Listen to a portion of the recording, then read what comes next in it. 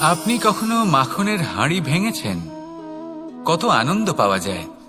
এই মাখনের হাঁড়ি ভাঙলে পুরো মাখন আমাদের গায়ে এসে পড়ে আর মন উচ্ছ্বসিত হয়ে ওঠে। কিন্তু তার জন্য বালগোপালদের কত চেষ্টা করতে হয় সেটা কখনো ভেবে দেখেছেন? প্রথমে বড়ই পরিশ্রম করে একের ওপর এক সাবধানে ওপরে চড়তে হয়। তারপরে ভারসাম্য বজায় রাখতে হয়, পড়ে গেলে হবে না। তারপর এই হাতের দ্বারা সেই মাখনের হাঁড়ি ভাঙতে হয়, তখন মাখন পড়ে।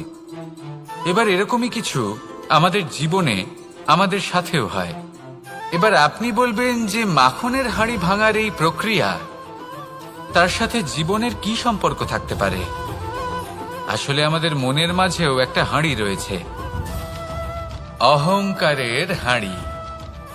আর এই অহংকারের হাঁড়ি যখন ভেঙে যায়, তখন প্রসন্ন হবার আনন্দ চতুর্দিকে ছড়িয়ে পড়ে। এই মন, এই আত্মা, এই দুই প্রসন্ন হয়ে যায়। কিন্তু তার জন্য আপনাদেরকেও বালগোপালের মতো চেষ্টা করে যেতেই হবে, ভারসাম্য বজায় রাখতেই হবে মনের মাঝে এবং এই বুদ্ধিতে, ভালো এবং মন্দের মধ্যে, লোভ এবং পরমার্থের মধ্যে। আর তারপর নিজে হাতে অহংকারের এই হাঁড়ি ভেঙে দিতে হয়।